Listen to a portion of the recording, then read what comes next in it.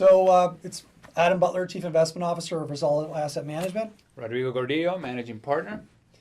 Today we're going to talk about the global equity markets, and specifically we want to talk about why the all-cap world index or most global equity market indexes may not represent a true expression of how equities should capture global growth. And in particular, I specifically wanted to focus on the fact that the MSCI All-Cap World Index, which is kind of the most common proxy for global equity markets, is so overrepresented in U.S. equities, right? It's, I think, currently about 54% U.S. stocks. And this is actually quite a bit larger than it has been on average historically. We're at pretty well the peak of U.S. global equity market dominance in terms of their proportion of ACWI.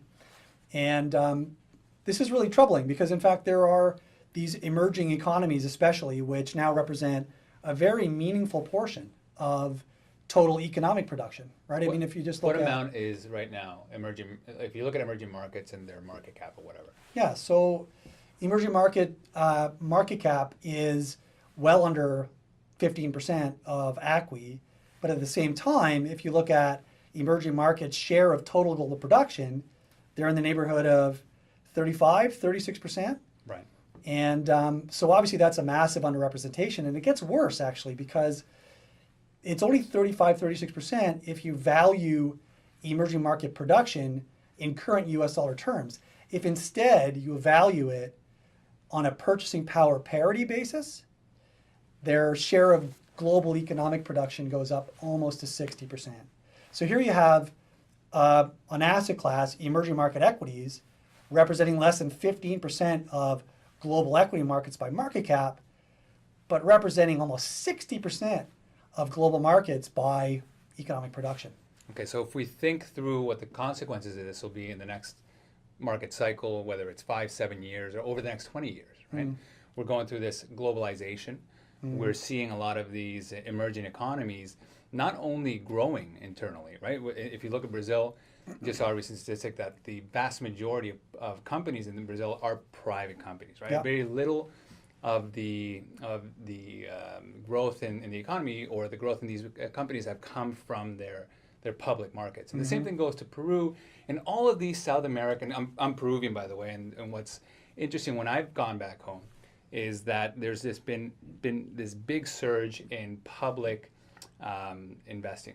Public right? savings, So, right? For public savings. Yeah. So you have the superannuation funds, you have the big pension plans. They're being forced to buy in the Lima Stock Exchange. They're being forced to buy Peruvian bonds. And this trend is not getting smaller, right? It is a bigger trend globally, which is likely to, I think the point that you were going to make was the fact that it's inevitable that the world is going to have bigger and bigger market share. And there's only so much money to go around.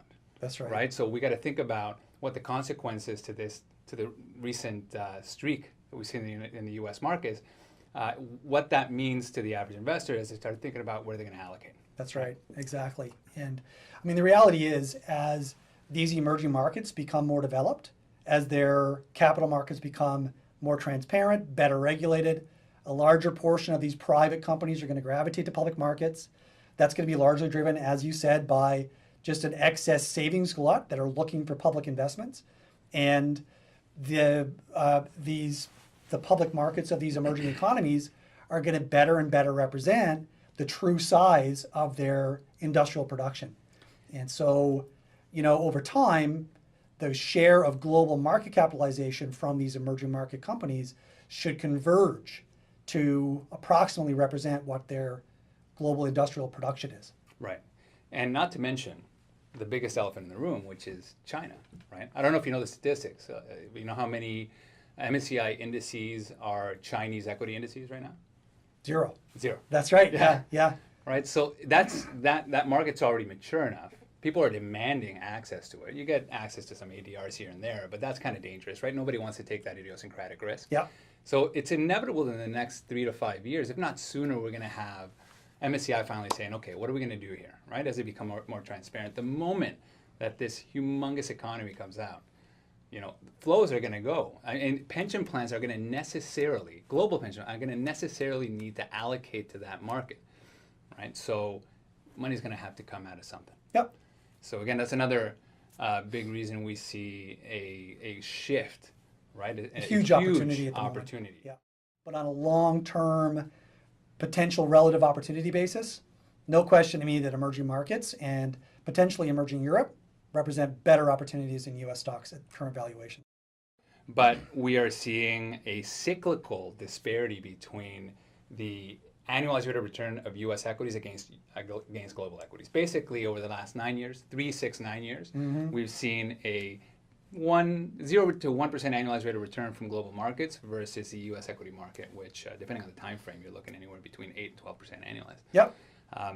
The prior 10 years, it was a complete opposite, right? You had emerging managers or emerging markets annualizing at 35%. You had commodities annualizing even higher. European markets around 20%, and U.S. equity markets still making some positive returns. Nobody was really complaining, but 12% versus the opportunity for a 35% gain is huge. Now we know the market moves in cycles, and we have this what we think to be a tailwind of just natural evolving private markets going to the public sector. Yep, right? and better representing the overall size of their economies. Absolutely. So I don't think there's ever been a better time to be a global investor. That's right. Absolutely. Yep.